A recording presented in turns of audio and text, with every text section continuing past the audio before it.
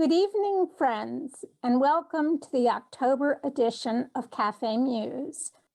I'm Ellen Cole, and I'll be co-hosting this edition of Café Muse with President and Editor-in-Chief Nancy White and WordWorks President of the Board, Karen Alanier. Tonight, we are pleased to present poets Tara Campbell and Meg Kearney. I'll be introducing Tara, and Nancy will introduce Meg. We encourage you to buy our featured authors' books tonight and to donate to Café Muse to support our literary programs.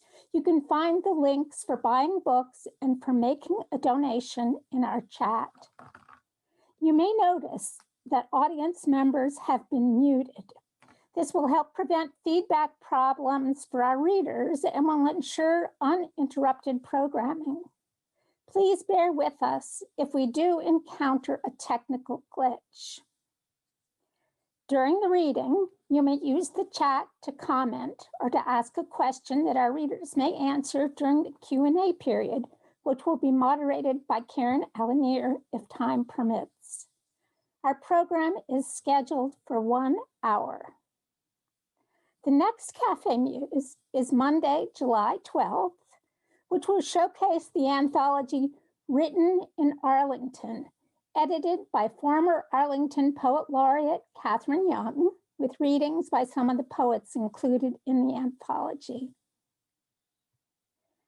So tonight, I'm delighted to introduce Tara Campbell, a writer whose work encompasses poetry, fiction, nonfiction, and hybrid forms.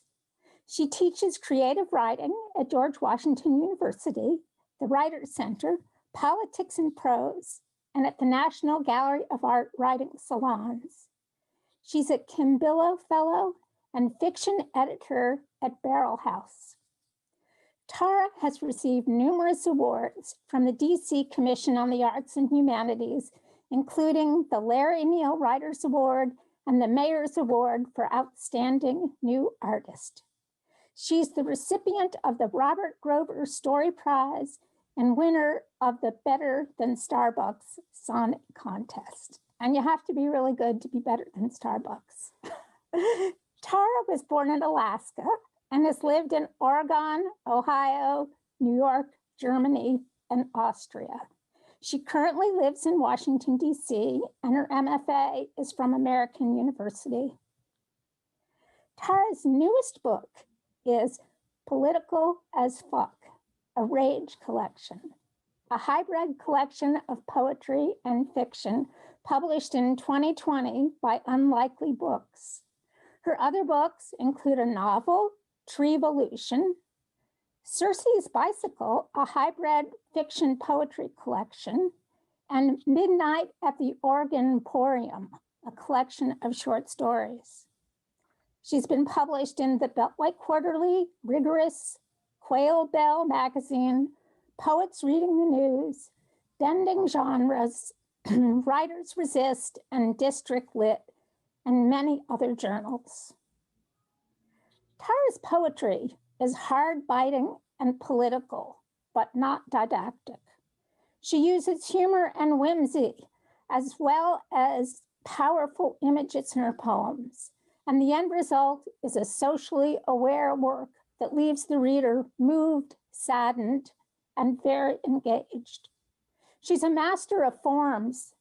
In the poem that won the sonnet contest, Love and Multiple Sclerosis, she uses the sonnet form to perfection, writing a traditional love poem that witnesses disability in a deeply intimate and moving way, never straying from the iambic pentameter and appropriate rhyme scheme. Her poem, The Scarecrow, parodies William Blake in a poem that begins, "Scarecrow, scarecrow, burning bright," and goes on to describe a harrowing fire which raises images of racial violence in the reader's mind. Her poem, The Cauliflower, is a wonder of whimsy, shaped like a cauliflower on the page, a persona poem that speaks in the voice of the cauliflower. Tara's free verse poem, Why I Couldn't Sleep Till Morning, published in the Beltway Quarterly, shows the pain, confusion, and fear we all suffered during the pandemic, with the speaker struggling to interact with a brother who was not vaccinated. I asked Tara if she had any hobbies or passions she wanted to share with us, and she told me she crochets angry lips and sells them to support social justice organizations such as ACLU and the Southern Poverty Law Center. I looked at the lips online and they're fabulous. You can see them on her website, taracampbell.com. And now, enough talking from me. Here is Tara and her poignant, powerful, and very relevant poems. Thank you so much, Ellen, for that lovely introduction. And I'll just start by showing you a visual of these lips. They're knitted lips. And I got the pattern during the pandemic when I needed something to focus my anxiety on and work through it. So yes, so this whole bunch of lips came about during the pandemic. And now I'm more relaxed and I don't knit as many, but I still have lips for donations. So thank you again to Café Muse for inviting me to read tonight. And I'm going to be posting links in the chat for all the poems that I'm reading. And funnily enough, none of them overlap with the poems that Ellen mentioned in the introduction. So you'll just have to read more. But I've just posted the first link called Buzz Drunk. And people who hate bugs don't look at the picture at the header because it's a close-up of an insect. But anyway, this is called Buzz Drunk, and it was published in OK Donkey. And it's in honor of spring. These dizzy dumb bees thunk and thump at my window like teenage lovers, all hapless and thirsting for bold yellow blossoms, for balcony sirens, for call and for beckon, for opening just for them. These love stupid bees, they don't know what hit them. Again and again, flinging pollen-drunk bodies at scrawny green thickets, impervious, bumbling, their tiny hearts thrilling at promise of nectar and pummeling glass. It's themselves what hit them, again and again, overshooting, careening off windows like sun-slinging rainbows in vectors of exaltation. Joy is the fat thunk of bees against glass, each smack a delight, a promise of sweetness times vast complication plus missing the mark equals hunting again, because don't you know sweetness delayed equals bliss? Some will say this is simply a metaphor for sex, for belly, for mother, for ripe, and for swell. But for me, it's all about dizzy dumb bees and tilting at windows and dive bombing sweetness and wanting the sugar that's not in your mouth. So now we'll be going from love to consequences of a sort. You'll see when you hear the poem. I have just posted the link in the chat. And this is part of my collection, Political AF. Ellen went all out there and spelled out the title for you, but I have just gone with Political AF. So, you know, some of us are bolder than others. So thank you for that boldness. So this is called Vessels of the State. We will no longer refuse you. We will give birth and give birth to all required infants from all of our partners and all our assailants. And we will give birth to whatever we can, from babies to manna, to Bibles, to frying pans. We will give birth to world peace and war.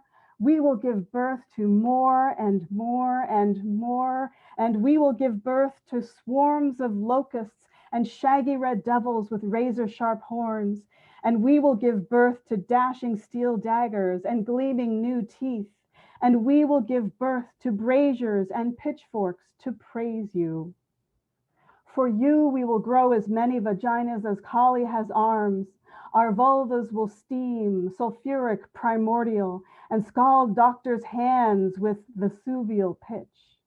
We'll never stop birthing and crossing state lines, dropping your children like landmines until tempests whirl from sin-tainted chasms and chains pour forth from between our legs to hold us down, and still we will bear lava and wait for our lovers, our husbands, our rapists, our fathers, our uncles, our brothers. We'll bear for them too and praise them and raise up new sons and new vessels, just as you command of us, vessels of the state. So Ellen's introduction has probably warned you that a lot of my poetry is political. And the next one I'm going to read, pasting it into the link right now, it was published in Bacopa Literary Review. And it is based on my father, who is the first African-American to fly a jet for the Air Force, for the US Air Force. And this happened in 1948. If you go to the link that I just entered, in addition to the poem, if you click on his name, you'll be transferred to a link to the Smithsonian Museum of Air and Space, where you can read more about him if you would like to. So this poem is called Dad, 1948. You say you didn't think about being the first when you opened the throttle of your shooting star and lifted into Arizona skies. You say it was the silence that scared you, so unlike the growl of the thunderbolts you'd flown before they believed a black man could handle a jet. So quiet, you thought your engine had died. Cacti blipped by underneath you. Sagebrush stuttered to a smear across dusty fields as you hurtled upward in a still, smooth arc. At 400 miles an hour, you had to focus on position and fuel, no time to think about all the invisible borders below, like the ones that used to keep you and the little white boys from crossing the field into each other's homes after you played ball. At 650, the mythic blue haze appeared, a sonic grail that strained against your craft. You held steady despite manic controls, pushed 700 despite alarum flutter, such a delicate term for a force that could mangle your plane and spit you out of the sky. At that moment, you hadn't yet met the girl you would marry, had no idea how far you would have to fly to keep your children from choking on all the red lines beneath you. The haze stretched back along your wings, then slipped away as far back as the sound of boy behind lieutenant and captain, then major and colonel to come. You say you didn't think about being the first, but maybe, somewhere between altitude, pitch, thrust, yaw, burn, roll, your mind was on someone who knew you would lift above it all. As soon as you passed through the sonic wall, the jet settled, hair trigger smooth. From where you sat, you never heard the boom. For my next poem, let's see. There is, here it is. I'm going to try and juggle all my books without knocking over my light. This next poem is called Bin ich dein Neger, and you might recognize that as German. Not to worry, you don't need to know German before we begin, because there's kind of a mini language lesson included. But because this is about race and words and language, I just want to issue the content warning. The N word is used here, and I will speak it out because I'm reading straight from dictionary definitions that I had to read when I was a student. So this is called Bin ich dein Neger, and it was published in Booth.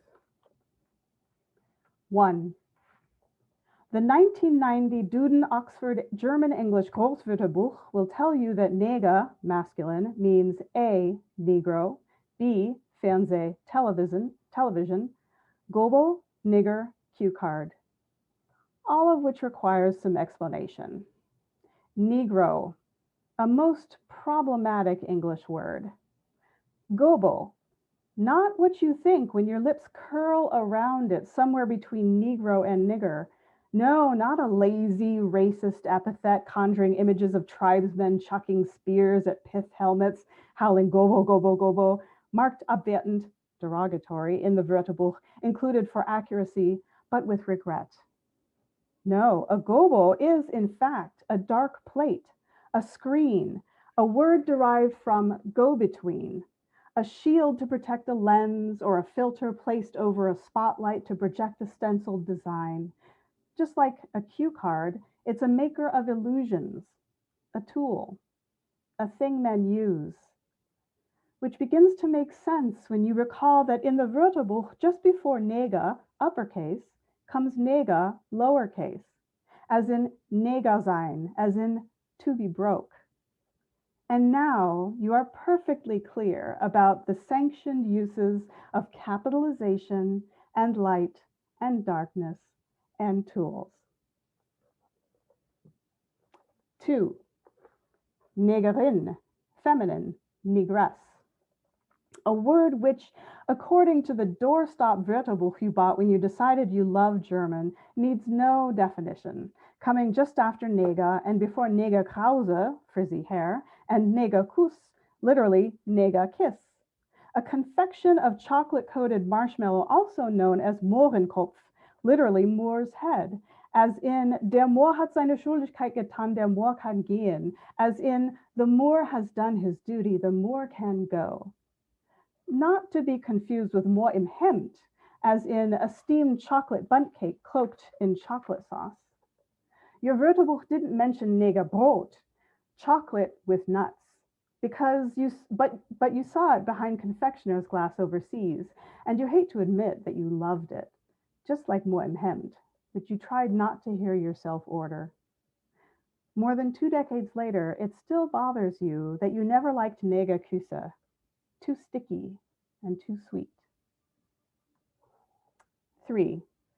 You've been thinking about Redewendungen, turns of phrase, ever since that night 25 years ago when you sat in an Austrian dorm on your boyfriend's bed and you joked that he should go down to the basement to get your Wäsche, laundry.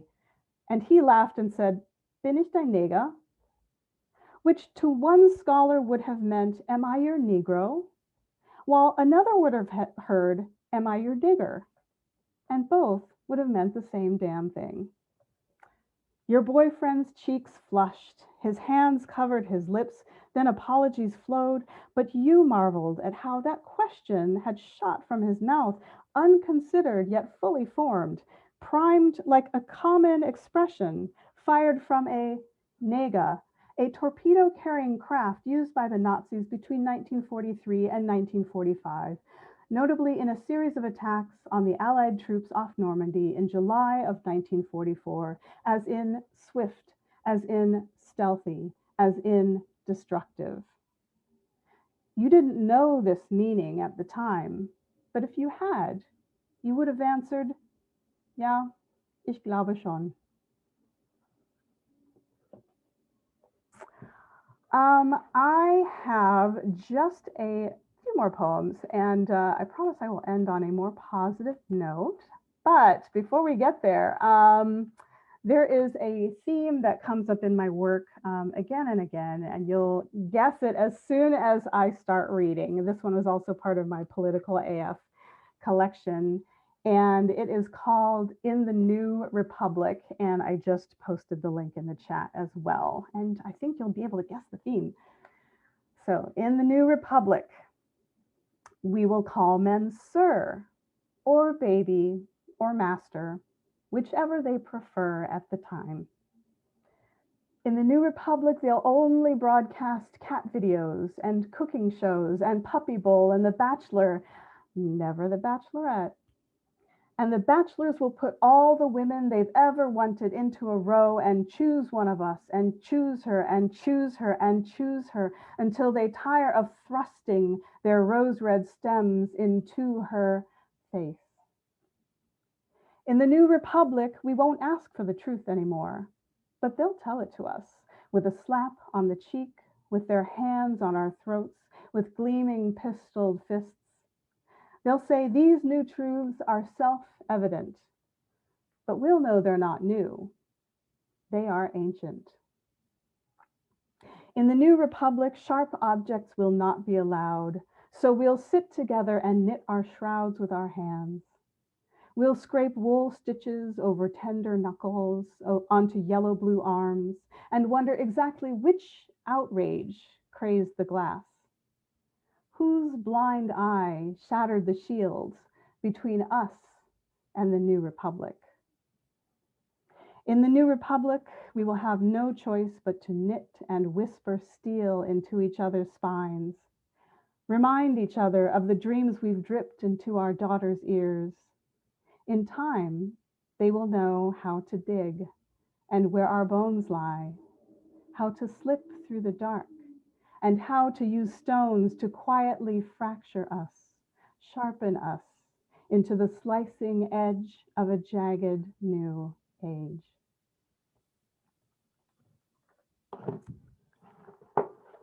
So, to end on a little bit of optimism, I have 3 poems left, and they're shorter and hopefully more optimistic. The next one is When Peanut Butter Baby Ruled the World, and it was published in my collection Circe's Bicycle.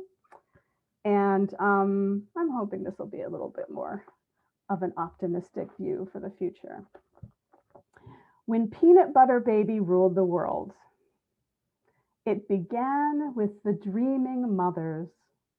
No one ever found out why, but one by one, the new babies came into the world.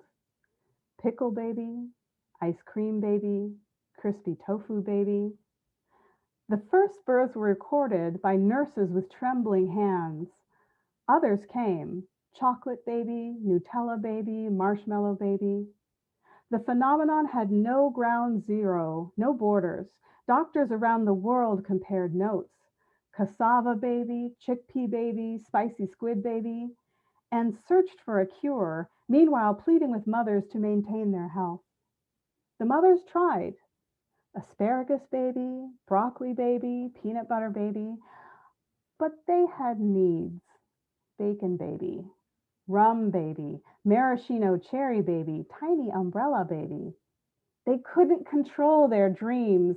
Vodka baby, wine baby, gin and tonic baby, highball baby. Of all the things they couldn't have, Marlboro baby, Virginia Slims baby, raw cookie dough baby, unpasteurized milk baby.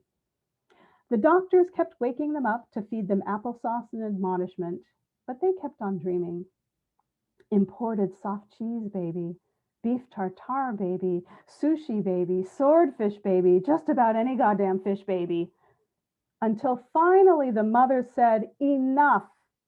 We still love pickle baby and crispy tofu baby and peanut butter baby and highball baby. And yes, even just about any goddamn fish baby is okay. They're all our babies. And then they dreamed whatever they wanted. And by the time Peanut Butter Baby grew up and ruled the world, there were even more kinds of babies, like equal pay baby, no more street harassment baby, corporate leadership equity baby, elimination of female genital mutilation baby, and respect your elders baby, who eventually had to hell with plastic surgery baby, and male pregnancy baby, who gave immediate birth to right to choose baby and her twin self-determination baby. And when self-determination baby usurped the throne, her first and last order before abolishing the position of ruler of the world was to tell the mothers to dream and keep on dreaming.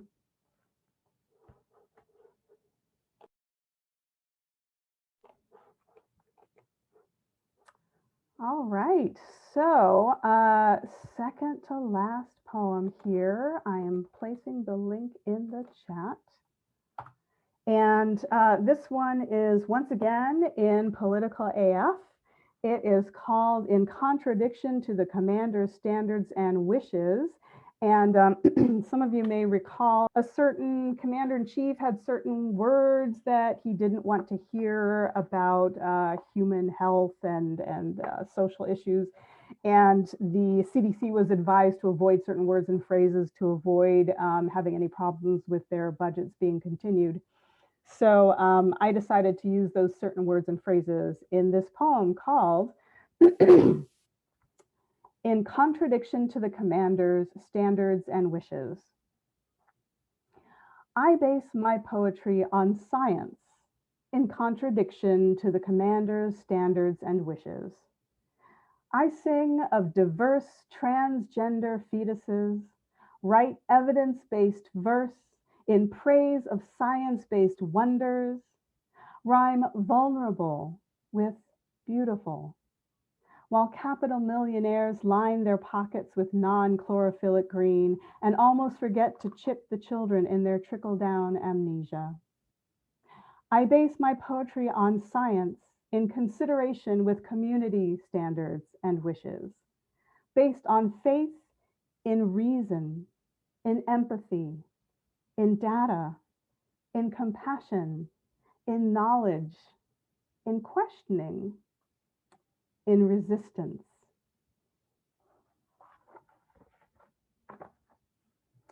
And I'll, pardon me, just end my set with another poem that is in honor of the season. Spring, summer, flowers, renewal, rebirth. This one is only online. So I'll flip to this tab. And this one was published in the Sunlight Press, and it's called Because. There's always something greening, rooting, dying, burrowing, something silent, holding more than you think you can bear. But you plant, you water, you watch for something slow, laborious, snaking, reaching, until it seems like effort dissolves to inevitable when the tip of the sprout breaks through to the sun. And even then, sometimes it withers, and still you have to try again, because sometimes it blooms. Thank you so much for having me tonight. I really appreciate your time. Thank you. Thank you, Tara. That was a wonderful reading. And I have to apologize. I forgot to mute myself while I was cackling over your bold remark. So I shared my reaction with everyone inadvertently. Anyway, it was a great reading. And next up, Nancy White will introduce Meg Kearney. So great to see everybody here tonight. Poets dream of audiences like this, and it's wonderful to see people you've been working with have those listeners, have those ears, just as they imagined coming their way. You're really going to enjoy Meg tonight. She's a native New Yorker, but she has transplanted herself to New Hampshire. You'll see a lot of nature imagery and exploration in her work, but always as an interaction with the human realm. We were very proud to publish her book, All Morning the Crows, the winner of the 2020 Washington Prize for Poetry. Just this spring, June 1st was the official launch. But it comes after an already extensive and illustrious career. Her most recent collection before that is The Ice Storm, A Heroic Crown, which was published in chapbook form by Green Linden Press just this September of 2020. And every publisher's dream come true. It was in its second printing before the first month out of the chute was over. It's a beautiful, beautiful series. In 2010, Four-Way Books published her previous collection to that one, Home by Now, which won the Penn New England LL Winship Award. And it was also a finalist for the Patterson Poetry Prize and Forward Magazine's Book of the Year. Before that, her collection, An Unkindness of Ravens, was published by BOA. You'll see this bird theme has returned to carry her forward. She's also the founding director of the Solstice Low Residency MFA program in creative writing at Pine Manor College. And before that, she was associate director of the National Book Foundation in New York City and taught poetry at the New School. You would think that given all of that, she would be busy enough and I would be done with her bio, but no, she also writes for pre-adults, all the different words we use for that, and is the author of a trilogy of novels in verse for teens published by Persea, and a picture book, Trooper, the Three-Legged Dog, which was published by Scholastic in 2013. I won't list them all because it won 9 different awards and was nominated for additional ones. So if you love kids, you might look up Trooper and make sure that book enters their lives. Her poems have appeared in an enormous range of literary journals, Agni, the Kenyon Review, Poetry, many, many others, also in many anthologies, the Best American Poetry series, and was featured on Poetry Daily and in Garrison Keillor's A Writer's Almanac. You can see this broad appeal that is in her work. And I've tried to explain to myself, what is that combination, that magic combination that Meg embodies? And I think it's this rigorous intellect, which allows her to have very, very fine craft and a demand of herself that she find the right word and the right moment and the right turn for every poem. No nonsense, no sentimentality, and yet deep, deep feeling, courage of the heart in every poem. As one of her lucky publishers, I want to share with you that her book that we have published has been flying off the shelves. And if you come up with a better analysis for why that is, let me know, because the word works and all publishers need to find more poets like the ones we're hearing tonight.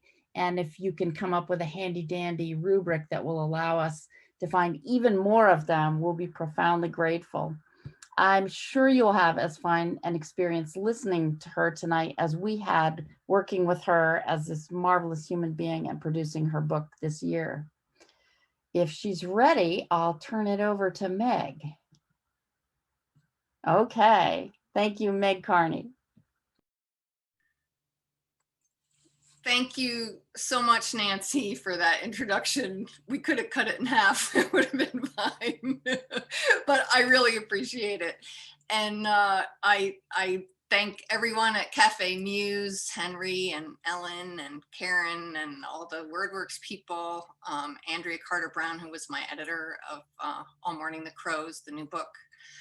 And what a treat and an honor it is to read with you, Tara. I just love your work, just got your book. Yeah, so thank you, thank you. Hope we can do it again. So I'm just gonna be reading from the new book tonight because it's just officially out as of June 1. So All Morning the Crows, this lovely cover. Couldn't be happier with the cover or the publisher. And for those of you who don't know, each poem is the name of a bird. And my original inspiration was a book by Diana Wells called 100 Birds and How They Got Their Names. And that kind of launched me into these poems, which then kind of took on a life of their own. So they're not necessarily about the bird in the title, but the bird is kind of in some way and in different ways, which with each poem is the launching point. So I'm going to start with Limpkin.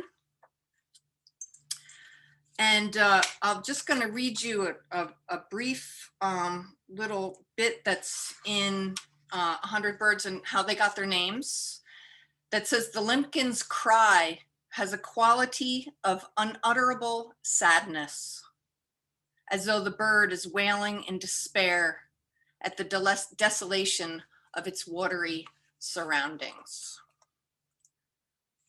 Limpkin. Eliza Summer was hanging socks on the backyard line when she heard it. Clothespins rained on the ground. Lord have mercy, she prayed.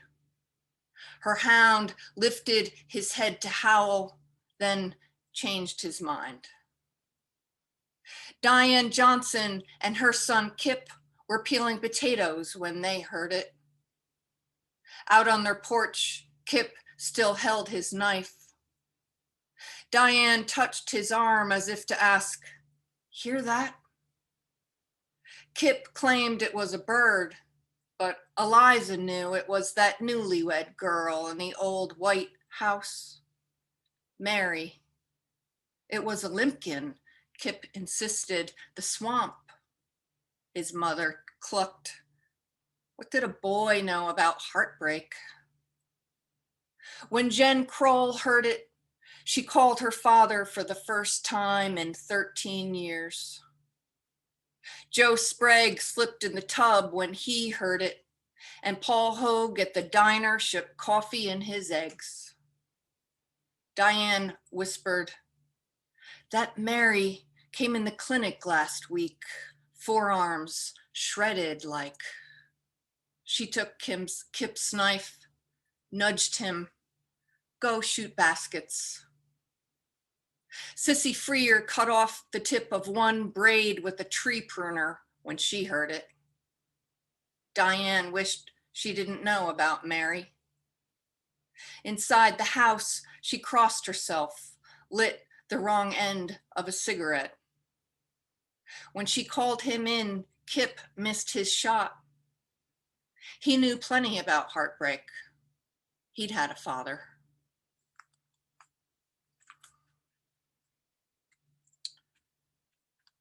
Okay. I'm going to go to early on. Second poem in the book is Ibis. And I'll mention Thoth, which sounds like I have a list, but I don't. It's T-O-T-H, is the Egyptian god of wisdom and learning, who has the body of a man and the head of an ibis.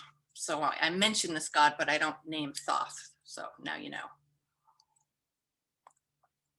Ibis.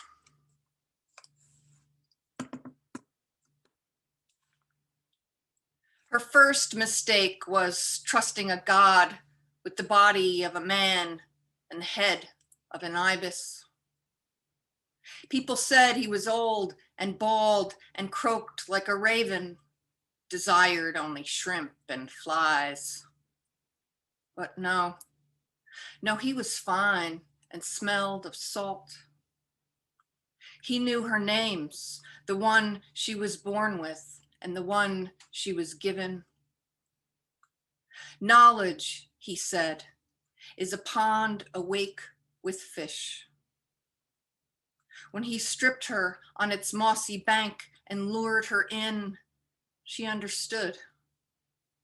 Lily pads tangled around their knees. Her body was a map his hands had drawn. Beyond clear blue sky, she saw the moon full and stars in their constellations. If only she'd been satisfied. Instead, she tugged at his arm, insisting. For wisdom, he had to carry her to shore, lay her down. She imagined the earth would open, reveal its golden center. But his bill was sharp. She thought he would be gentle. Yet with each peck, he drove her deeper, deeper, until she knew he had never truly been a wading bird or bastard child. He was God of a heaven where all the angels' bodies are broken.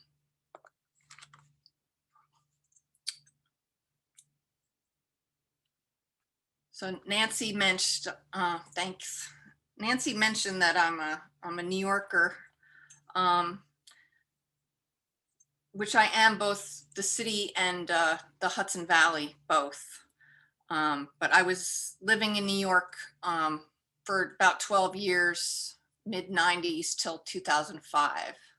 So I was there on 9/11, and it's funny how you never really know you're from a place until you leave it, you know? And it seemed like that was when 9/11 really started making its appearance in my work, was once I moved to New Hampshire in 2005. This is Mourning Doves. It's dated New York 2001. Mourning doves. Mourning doves, wake me. One pair resting on my 12th story sill, billing and cooing. Get up, my mother said in a dream. There is much left to weep over. Sleep is for the dead. She should know. Here in the city, the dead are the air we breathe. Bits of paper, they ride the breeze. Musical notes, they fly down the mourning dove's throat, rise again as dirge. Only music can mine such sorrow. My mother never could carry a tune. Now, my doves go quiet as a hawk rides the thermals between the ghosts of Tower 1 and Tower 2.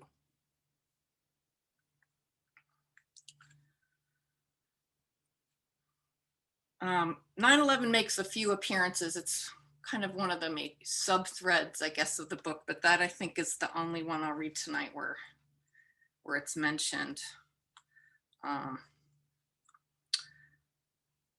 This is, next poem is Wren, and I'll mention St. Stephen's Day, which some of you might know is December 26th. And in certain Celtic cultures, mummers, who are actors, often they are mimes, will go house to house with, it used to be a dead wren was just killed. These days it tends to be like a stuffed wren or a fake wren. They go house to house begging a tuppence on St. Stephen's Day. St. Stephen was said to have been stoned to death by his enemies, and he was discovered in his hiding because of a wren making noise and letting his enemies know where he was. You don't even need to know all that, but when I mention St. Stephen's Day, you'll know what I'm talking about. Wren. It's a winter wren, mouse-like and secretive, that's made a home in the pocket of my old canvas coat. Hanging on a nail inside the tool shed, that coat's kept a couple of generations dry. Why not another? Besides, the bird's nest solves a mystery. I'd thought I'd heard a song sparrow, that hard 2-syllable kimp, kimp call, but I couldn't place those high tinkling warbles tucked deep in the ferns and thick underbrush beyond the weeping willow. Once, I thought I'd heard God calling from there. That turned out to be an uncommon bird too. At least it didn't appear in any guide. One book says it's not uncommon to find a house wren nesting in your coat pocket. A winter wren is favored by mummers, those straw boys of Dingle playing penny whistles through their motley masks, begging a tuppence to bury the bird on St. Stephen's Day. Why do the Irish martyr a wren to honor St. Stephen? You'll have to ask them. William Blake warned against it, but they aren't about to allow some Englishman mar a custom, even if he was a great poet. which brings me back to this wren in my pocket. Its name might come from the Swedish vrensk, uncastrated, or the Anglo-Saxon renne, lascivious. Prostitutes were once called wrens. Another reason why I'll leave this nest alone, not feeling righteous enough to cast the first stone.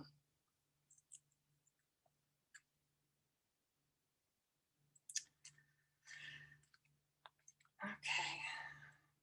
It's so fun when you read from a new book, right? Because I've read many of these poems to the Solstice MFA community, but outside of that, many of them I've never read in public before. So thank you all for being here tonight. It really means a lot to me.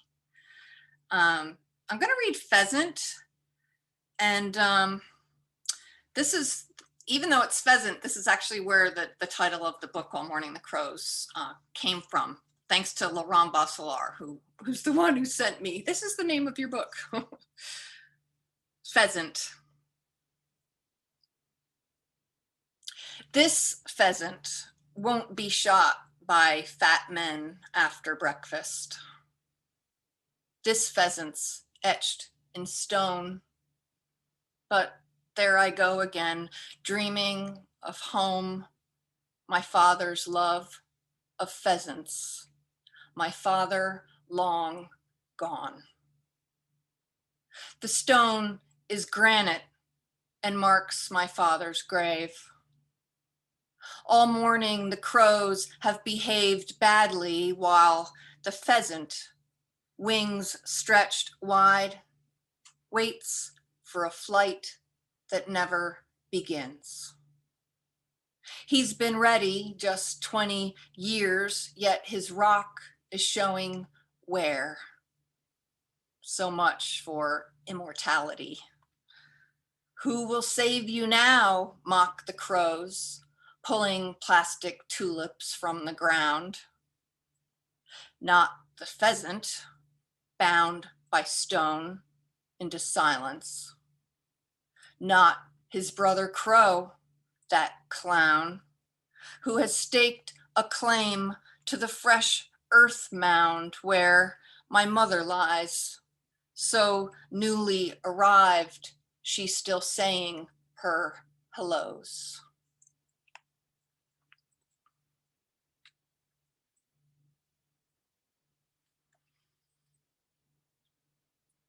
All right.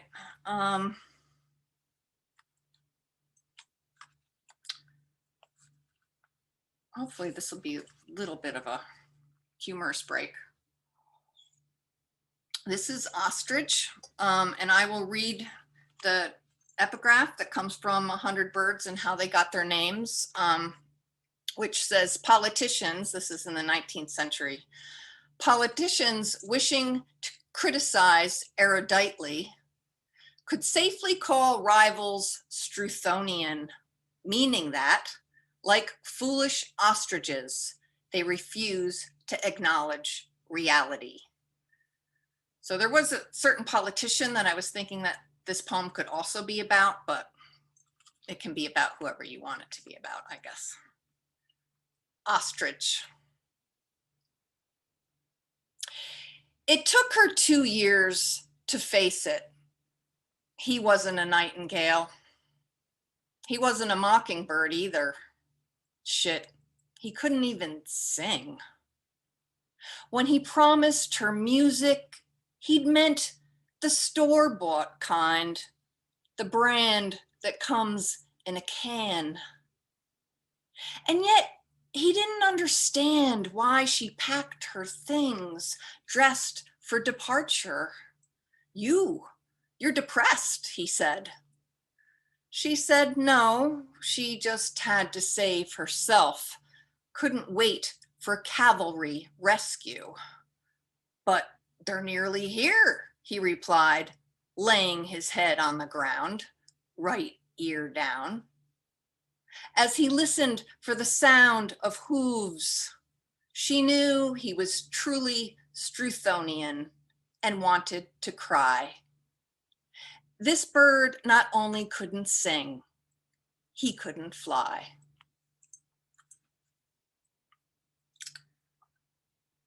All right, 4 more.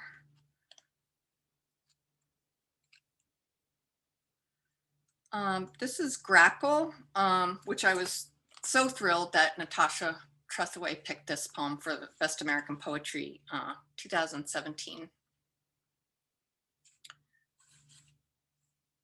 Grackle. What a grackle is doing perched on the rail of her baby's crib, noiselessly twitching its tail, she doesn't wonder. The way this baby gleams, he's bound to catch a grackle's eye. Besides, birds have flit in and out of these baby dreams forever. Sapsucker, blue jay, sparrow, kingfisher, titmouse. She just likes to say grackle, a crack your knuckles hard candy word. In the dream, her baby's black as a grackle, meaning when she holds him to the light, he shines purple and blue, a glittery bronze, silent and nameless. Sometimes he is a she, but always the dream baby is hers. That is the miracle. Nights of nursery rhymes and songbirds. Nights of nursery rhymes and sorrow, of yellow quilts and songbirds. Enough to break a bough, enough to fell a cradle.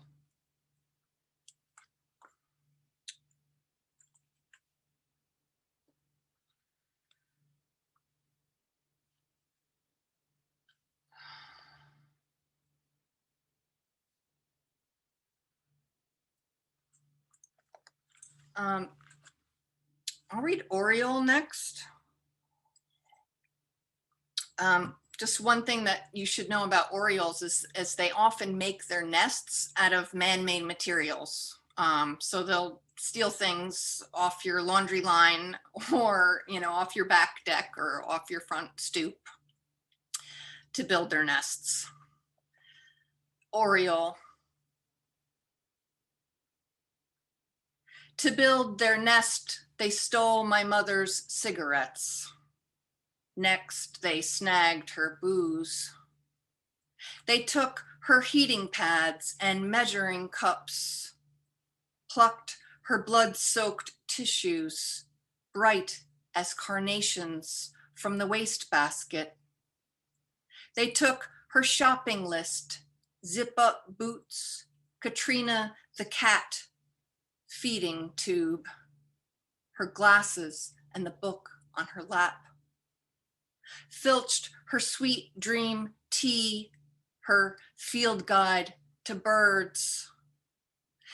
It wasn't all in this order, but they stole her Easter wreath, the tumor in her throat, ironing board, perfect penmanship, black silk slip, her late night bowl of ice cream and Cool Whip.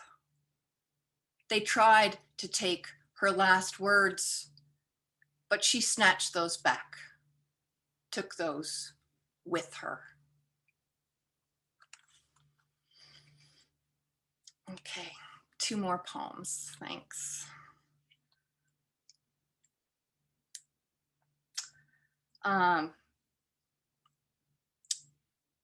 Here's a seabird, a shorebird, cormorant.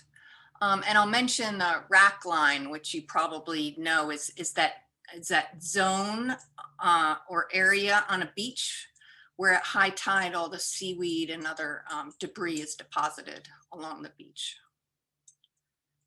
Cormorant.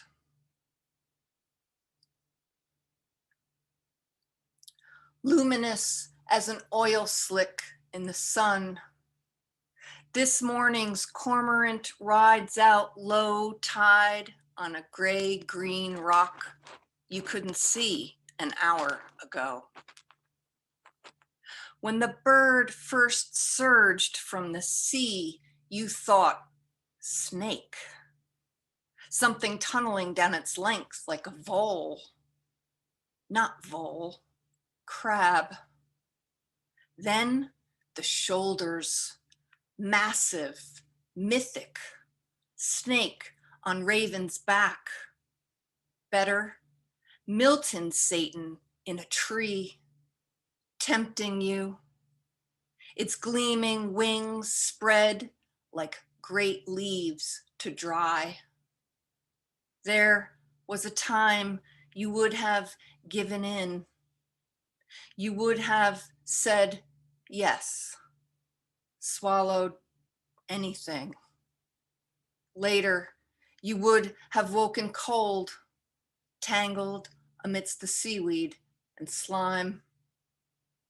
That's where he found you, your beloved. One morning like this, walking the rack line.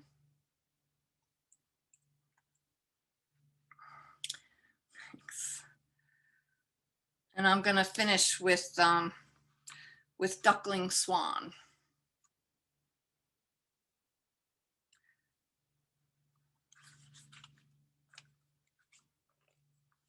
I think there's a lot of threads in the book, poems having to do with violence against women, especially.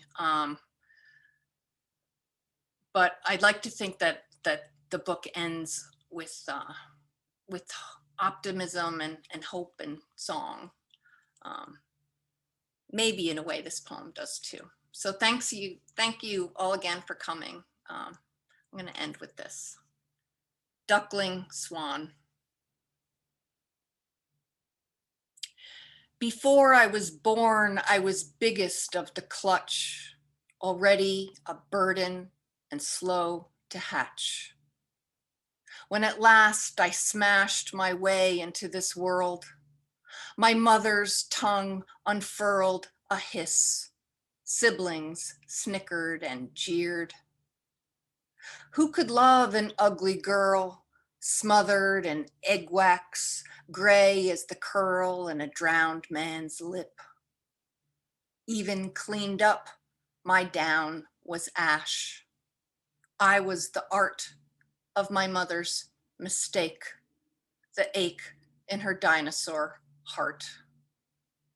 I was the winter, the ice over early, no fish in the pond, and the hunters sure shot. I had nowhere to go when they drove me out. I went like something dead in Coyote's mouth, like something a cat mauled, then tossed about. I starved through the full moons, slept in the snow. But by spring, a lake was aglow with my gleaming. In spring, I returned and blinded them all. Thank you so much, everyone. I really appreciate it. Thanks. Thank you. Thank you. I want to thank Meg for that wonderful reading. And I'm going to just put this question out in the air, but we're not going to answer it. We're just going to think about this because we're coming to the end of the hour. And that is, there was a lot of wordplay in Tara's work that was very open and very visible. And there was a different kind of wordplay going on in Meg's work, like in the poem Grackle. And I want you all as audience to think about wordplay and what you like about it, and come back and talk about it the next time we have Café Muse. And then I give it over to our host, Ellen Cole. Thank you very much, Ellen. You're doing a great job for us. And Nancy, you too. Good night. Thank you, Karen. And thank you to our readers, Meg and Tara, for a very stimulating and wonderful evening of poetry. The next Cafe Muse is Monday, January 12, when Catherine Young will lead a reading with the poets in the anthology she edited, Written in Arlington. Then other WordWorks events this month will include the Joaquin Miller Poetry Series on Thursday, June 10 at 7 p.m., featuring poets, and I hope I don't mangle anyone's name here, Zena Azam, Thomas March, and Susan Notar. And then there's the Poets versus the Pandemic series on Wednesday, June 16th at 7 p.m., featuring John Odell with guest poets Reuben Jackson and our own Susan Oki. You can find the link to register for these Zoom programs on the WordWorks website, wordworksbooks.org.